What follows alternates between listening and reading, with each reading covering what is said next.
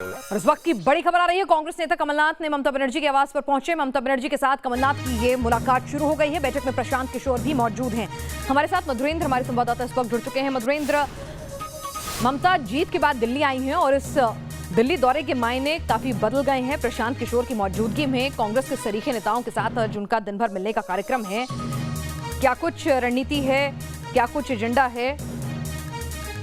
मैं मोहित राज दुबे बोल रहा हूँ। ममता बनर्जी के आवास से इस वक्त मौजूद हूँ। मध्य प्रदेश के पूर्व मुख्यमंत्री और कांग्रेस पार्टी के बड़े नेता कमलनाथ ममता बनर्जी के आवास पर पहुंचे हुए हैं और बड़ी बात यह है कि प्रशांत किशोर भी इस बैठक में मौजूद है।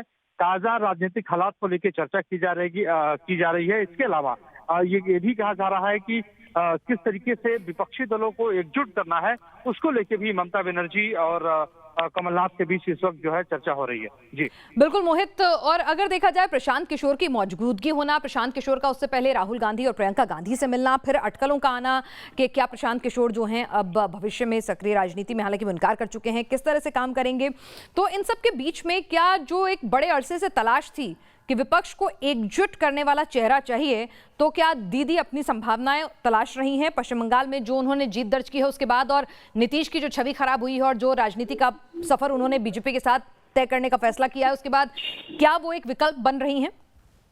जी बिल्कुल, आपने महत्वपूर्ण सवाल किया है। निश्चित तौर पे ममता बनर्जी एक विकल्प बनने की पूरी कोशिश में लगी हुई है। आपको याद होगा कि पिछले हफ्ते ममता बनर्जी ने शहीद दिवस मनाया था। उस मौके पर तमाम विपक्षी दलों के नेताओं को दिल्ली में एक मंच के नीचे बुलाया था, जिसमें समाजवादी पार्टी के, कांग्रेस के बड़े नेता, आरजेडी के बड़े नेता, आम आदमी पार्टी के बड़े नेता वहाँ उस शहीदी दिवस में मौजूद थे और वर्चुअल ममता बनर्जी ने अपना भाषण दिया था, वो भी हिंदी में दिया था। तो गुजरात, मध्य प्रदेश के अलावा उत्तर प्रदेश में भी उनके भाषण को दिखाया गया था और उसके बाद 5 दिनों के दौरे पर ममता बनर्जी दिल्ली पहुंची हैं। और इस बैठक के दौरान आपको बता दें कि तमाम सिर्फ कांग्रेस और समाजवादी पार्टी या दूसरे दलों के नेताओं से नहीं मुलाकात करेंगी, बल्कि अपने नेताओं के साथ भी बैठकर एक आगे की रणनीति के बारे में भी चर्चा करेंगी कि किस रूप में विपक्षी दलों को एकजुट करना है। और आपको एक सूत्रों के हवाले से भी खबर दे दें कि कांग्रेस की अध्यक्षा सोनिया गांधी से भी जो है ममता बनर्जी ने वक्त मांगा है। और देखने वाली बात यही है कि मुलाकात ये कल किस रूप में, किस तरीके से होती है। लेकिन ममता बनर्जी की आज इस कमलनाथ की मुलाकात के बाद प्रधानमंत्री नरेंद्र मोदी के साथ मुलाकात है। उसके बाद वो आनंद शर्मा जो कांग्रेस के बड़े नेता हैं, राज्यसभा में डेप्यूटी लीडर ऑफ अपोजिशन है, उनसे भी मुलाकात होनी है और कल अपने सांसदों के साथ वो बैठक करेंगी। जी बिल्कुल, तो दीदी अपना कद बढ़ाने की पूरी कोशिश में लगी हुई हैं, बंगाल से दिल्ली तक का सफर तय करने की कोशिश में लगी हुई हैं। और प्रशांत किशोर की इसमें कितनी बड़ी भूमिका रहने वाली है, क्योंकि प्रशांत किशोर ने मोहित जिस तरह से पश्चिम बंगाल की दीदी की जीत में एक अहम भूमिका निभाई है, उसको इनकार नहीं किया जा सकता। जिस प्रशांत किशोर ने लोगों को कहा था कि अब वो बात नहीं रही पहले वाली, लेकिन जिस तरह से पहले पंजाब और उसके बाद पश्चिम बंगाल, तो इस मीटिंग में लगातार प्रशांत किशोर का बने रहना भी बहुत कुछ संकेत दे रहा है। जी बिल्कुल पिनाज, प्रशांत किशोर ने जो है शरद पवार से मुलाकात की थी। बंबई में शरद पवार के साथ उनकी मुलाकात हुई, दिल्ली में शरद पवार के साथ प्रशांत किशोर की मुलाकात हुई, उसके बाद राहुल गांधी, प्रियंका गांधी, सोनिया गांधी के साथ उनकी मुलाकात हुई। तो निश्चित तौर पे विपक्षी दलों को एक बैनर के तले लाने की पूरी कोशिश है प्रशांत किशोर की। और प्रशांत किशोर की खास तौर पर हम ये कह सकते हैं कि ममता बनर्जी की बातों को वो आगे बढ़ा रहे हैं, क्योंकि ममता बनर्जी के कहने पे ही शरद पवार ने प्रशांत किशोर से मुंबई में मुलाकात की थी, उसके बाद दिल्ली में भी ये मुलाकातें हुई। तो निश्चित तौर पे ये जो पूरी खिचड़ी विपक्षी दलों की पकड़ी है, उसमें अहम कड़ी प्रशांत किशोर भी हैं। चलिए देखना होगा कि प्रशांत किशोर जैसा रणनीतिकार जो है वो क्या वाकई में पूरे विपक्ष को एक अम्ब्रेला के नीचे ला सकता है, क्योंकि यह कवायद पहले भी हुई थी, लेकिन किस तरह से टूटकर बिखर गई थी ये सबने देखा था। उस कवायद का चेहरा नीतीश, सुशासन बाबू तो बीजेपी का दामन थामते हुए नजर आए थे। तो देखना दिलचस्प होगा कि प्रशांत किशोर अपनी रणनीति, अपनी प्लानिंग के तहत तमाम क्षत्रपों को इस बात के लिए राजी कर पाते हैं कि नहीं। आगे बढ़ते हैं। एक तरफ संसद में मानसून सत्र में विपक्ष हंगामा कर रहा है, तो दूसरी तरफ बिहार विधानसभा में भी विपक्ष अनोखे तरीके से प्रदर्शन कर रहा है। महंगाई के मुद्दे पर आरजेडी विधायक हेलमेट लगाए हुए साइकिल पर सवार होकर विधानसभा पहुंचे।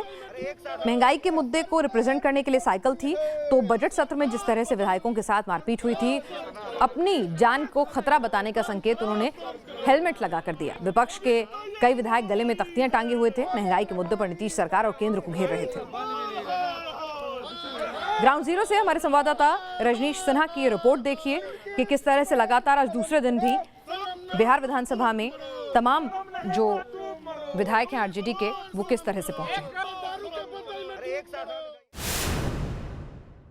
बिहार में हेलमेट पॉलिटिक्स, जी हाँ, बिहार में विधायक इन दिनों हेलमेट के साथ पहुंच रहे हैं। ये राजनीति का नया रंग है, हेलमेट लगाकर। ये कोई राजनीति का नया रंग नहीं है।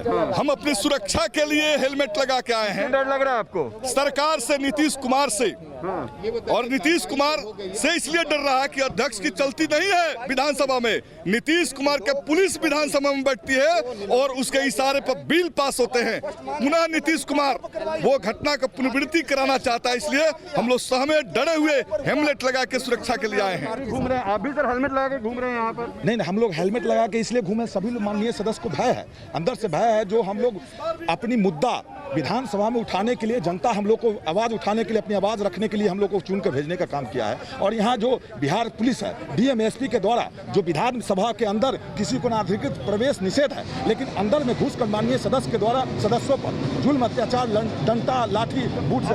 अब आप लोग चाहते क्या हैं? हम लोग चाहते हैं स्पष्ट रूप से कि हमारी सुरक्षा सुनिश्चित हो और दोषी अधिकारियों पर अविलंब कार्रवाई हो। जो यहाँ के पटना के जिला अधिकारी हैं, पटना के एसपी हैं, जिन्होंने इस मर्यादा को तार तर करवाया 23 मार्च के घटना को, हम भूल नहीं सकते उस घटना को। वह काला दिन है हमारे लिए और आज भी भय लग रहा है मुझे, जिसके कारण हम लोग हेलमेट पहन के आए हैं। डर लग रहा है, बहुत डर लग रहा है क्या? नहीं, डर क्यों लगेगा? हेलमेट के साथ लेकिन सेफ्टी अपने हाथ में है। जैसे कि बाइक पे चढ़ते हैं तो हेलमेट पहनते हैं ताकि सर बच सके, वैसे ही हम लोग सेफ्टी है। क्या पता डंडा चल जाए, क्या पता क्या हो जाए। हाँ, विधानसभा का जो अपमान पिछले बार हुआ ये सब लोगों ने देखा है। हाँ, और हम लोग ये जानते हैं कि भाई अपनी सेफ्टी जो है अपने हाथ में है। चलिए, तो अपनी सेफ्टी अपने हाथ में है। अजीबोगरीब तस्वीर है। अमूमन जो तस्वीर आपको पार्किंग लॉट में देखने को मिलेगी, बिहार विधानसभा परिसर में देखने को मिल रही है। बिहार में हेलमेट पॉलिटिक्स शुरू हो चुका है, यानी हेलमेट लगाओ, सरकार से डर दिखाओ और नीतीश कुमार पर आक्रमण तेज करो। वीडियो जर्नलिस्ट सत्येंद्र के साथ रजनीश सिन्हा, न्यूज नेशन, पटना। तो किस तरह से अपनी जान को भी खतरा बता रहे हैं और बढ़ती महंगाई को भी मुद्दा बना रहे हैं बिहार के ये विपक्ष के विधायक। आगे बढ़ते हैं, बात करते हैं हमारे खास शो देश की बहस की, जिसमें हम मुद्दा जो है बहस का आपके द्वारा चुनते हैं। तो आज हमने आपको 3 ऑप्शन दिए हैं बहस के मुद्दे के लिए, जिन पर आप वोट कर सकते हैं। ऑप्शन 1, हंगामेदार मानसून सत्र में कामकाज का सूखा कब तक। ऑप्शन 2, असम मिजोरम सीमा पर क्यों भड़की हिंसा। ऑप्शन 3, ममता बनर्जी के दिल्ली दौरे के क्या है मायने। वोटिंग के जरिए आप हमारी वेबसाइट पर जा सकते हैं www.newsnationtv.com। न्यूज नेशन के मोबाइल ऐप के जरिए वोट कर सकते हैं। ट्विटर हैंडल या फेसबुक पेज के जरिए भी आप वोट कर सकते हैं। अगर आप हमारी इस बहस का हिस्सा बनना चाहते हैं तो 9711002266 9711002266 पर अपनी सवाल, अपनी राय का वीडियो बनाकर हमें व्हाट्सएप करें। देश की बहस में आपके सवाल को शामिल किया जाएगा। आपके चुने हुए मुद्दे पर देखना ना भूलें देश की बहस, रात 8:28 पर दीपक चौरसिया के साथ।